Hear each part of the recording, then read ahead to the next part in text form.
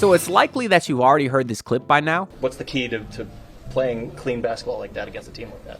Pick on Tyler Herro. And of course, that was Darius Garland after the Cavs win in Game 2, in which he had a wild call out of Tyler Herro, just bluntly disrespecting him and particularly his defense, which is very hypocritical of him, considering that the Heat also hunted him on defense. But anyways, if you didn't see the absolute firestorm that video caused on Twitter yesterday, then honestly, good for you, because Twitter is such a toxic place filled with ignorant fans that really don't understand the game of basketball, and they would rather have meaningless arguments over productive discourse, over a difference of opinion. Like, for example, I quote tweeted that Darius Garland clip and said, "It's a shame because Tyler had a really nice performance offensively, but it's hard to justify giving someone a max extension when this is how his opponents feel about him." Now, obviously, I don't really care what Darius Garland has to think, but my overall point is I kind of agree with him. And obviously, this has been a big topic of discussion because Tyler Herro is extension eligible come this October. So there's a lot riding on this playoffs for Tyler Herro. And as far as the season that he's having, well, yeah, he's taken a jump offensively. He's always been a good offensive player, right? He made the All-Star team this year. He was healthy. Doing those two things alone already proved a lot of haters wrong. But when it comes to the postseason, he's been inconsistent his whole career. He scored 37 points as a rookie in the conference finals, and he's just been sparingly good in the postseason since when he's been healthy. Now, this season, he was good in the 2 playing games, not so great in Game 1. Obviously, he was better offensively in Game 2, but we know what he brings to the table. He can score the ball with the best of them, but it's his defense. All right, shut up, man. You don't play defense either. Listen, it's telling me 56.3% of y'all have Jarrett Allen swag. Yeah, we can't have that. Make sure y'all subscribe to fix that. Let's get back into the video. That is really, really inconsistent because, yes, the Cavs are deliberately hunting him every single play. And while Tyler Herro scored 30 points last game, he probably gave up a lot more than that. It was pretty simple for the Cavs. The Heat were trying to hide Tyler Herro on Max Strus, and all the Cavs did is have Max Strus come set a ball screen for Donovan Mitchell or whoever, and for some reason, the Heat just continue giving up these switches so easily. And yes, Tyler Herro was getting cooked by not only Donovan Mitchell, but Ty Jerome, Darius Garland, you name it, right?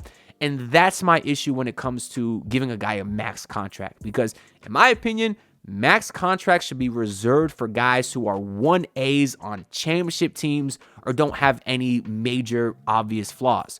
And you can't say that about Tyler Herro because the way that the salary cap is built right now, it's very hard to pay guys who are not 1As on a champion and build a contender. It's just very difficult to do.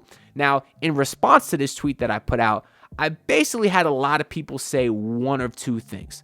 I had a lot of people say something similar to what my guy Kobe Taylor said, which is, buddy, most guards in the NBA, including Garland himself, get hunted. It's just a part of the game. Now, yes, that is very true. And my response to that is none of those guys deserve a max either. Darius Garland is a very great player. He doesn't deserve a max contract. And again, I'm not saying Tyler Herro or Garland should get the biannual exception. No, they just are not max players. There's a difference. You know who's a max player as far as a guard? SGA, Anthony Edwards, Donovan Mitchell. Both guys that can not only go and get you a bucket late in the games when you need it, but can also clamp up on the other end. If you're watching these Miami Heat games versus the Cavaliers, you are seeing a stark difference between Donovan Mitchell and Tyler Herro. The way Donovan Mitchell took over at the end of Game 2, that is a superstar. The way the Miami Heat are not able to hunt Donovan Mitchell on defense shows that he doesn't have a major flaw at that area of the game, which is defense, 50% of the game.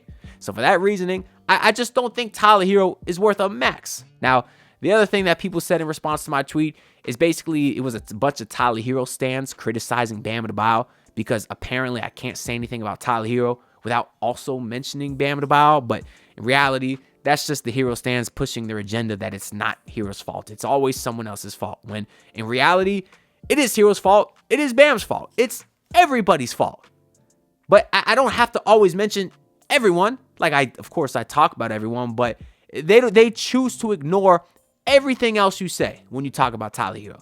Like this guy right here, Farticus Maximus, who says, one, they pick on Curry and many great offensive guards, which why are you comparing Tyler Herro to Curry?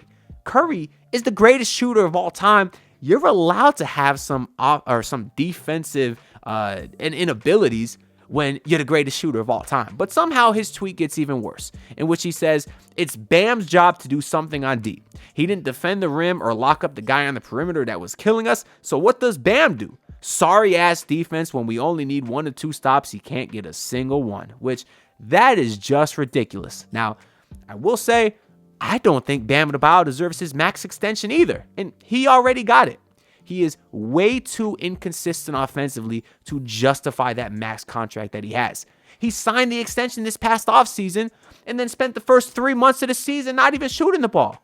Even in Game 2 versus the Cavaliers, Bam took 4 shots inside the arc, 4 twos in a playoff game. That's not a max player.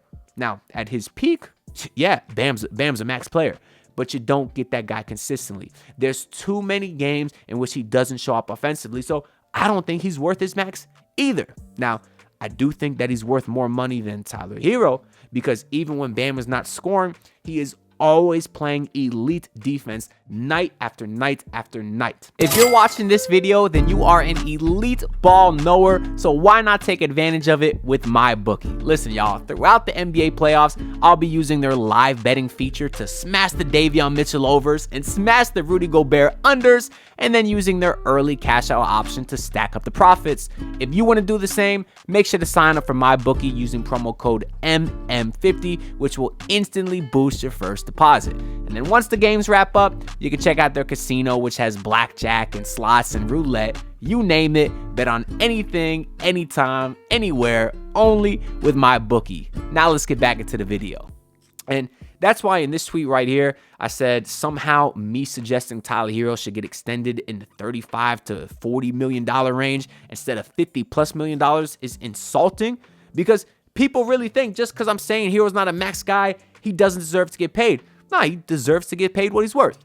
And if Tyler Herro's getting in the $35 to $40 million range, then okay, maybe Bam deserves something in the $45 to $50 million range, but not 50 plus. Because when that Bam extension kicks in, he'll be making almost $60 million by the time that extension ends. That's way too much money. That's way too big a percentage of the salary cap. So there was a lot of responses to my tweets, and some of the most insane ones I got was like this guy right here, who literally, his name is I'm a Bot, who called me both fickle and a simpleton. 2 things that I've never been called before. He called me both of them in one tweet. So shout out to you. There was another guy, 7UD, who says, have you ever had a good take? I don't know. That'd be a question for you guys. Let me know down in the comments below if you've ever heard me have one good take. Let me know what it is. I'm curious to hear. And then I got the most disrespectful comment that I've ever received in my life from a guy named Ryan D. Pentima, who quoted my tweet and said, Nico Harrison ass tweet, which is actually really funny. So shout out to you, Ryan. But then I got what is my least favorite comment. This one is from a guy named Vontae S, who said, why you ain't suggest that when they gave it to Bam? Basically when I said that Tyler doesn't deserve the max. And it's like, how can you know what I've said and what I haven't said? It's just this culture on the internet that they need everything presented to them at once or it didn't happen. So y'all know that famous tweet where someone said, I like pancakes, and the top response is, oh, what you got against waffles? What the hell, bro? I can't compliment pancakes without talking about waffles. It's the same thing. And has this guy watched every single video I've ever posted? Has he read through every single tweet? How the hell does he know what I've said about Bam? Because if he has been tuned into the channel, he would know that Bam Adebayo contract terrifies me, because he's going to make such a large portion of the salary cap and he can't score. And if you're going to give Tyler Herro that max extension on top of that, it's going to be very difficult to build a contender. Now, I do plan on doing a video probably once the season officially ends, kind of breaking down why it's so difficult to build a contender if you're paying tier 2, tier 3 guys max money. We're going to actually go through a lot of teams and look at teams that have made mistakes and other teams that haven't. That was a part of this video initially, but I just recorded that and it was like a 45-minute video. So I decided to scrap that, split it in half, and re-record. But course, I'll get into it a little bit here because this is all very important now, because that Tyler Herro extension will be a 3-year, $150 million extension, which comes to an average of $50 million per year. And that's why I put out this tweet also yesterday, which said, I love Bam and Tyler, because you have to let people know you love Bam and Tyler. God forbid you say something critical, they think you're the biggest hater in the world. But I said, neither guy is 1A.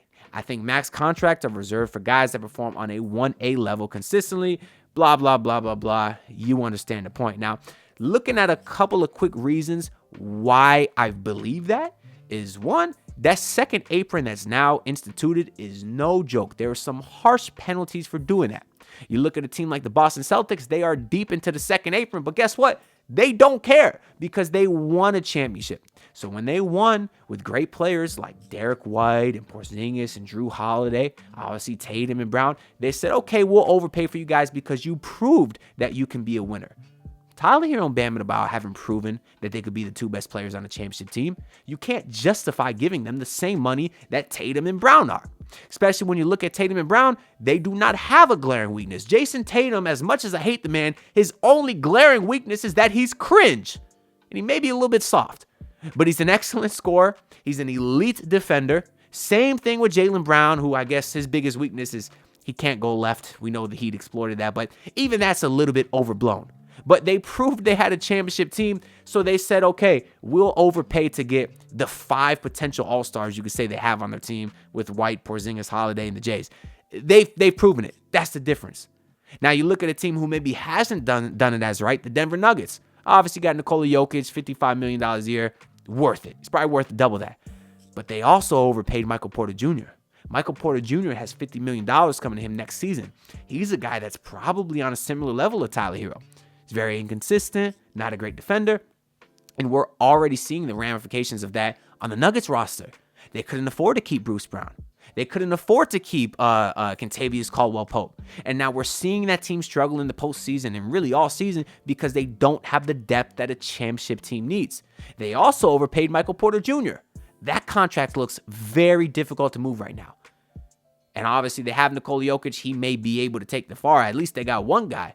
But if you're looking at the Miami Heat, you're going to overpay 2 guys who can't be 1As. How the hell are you going to build around it? You can't.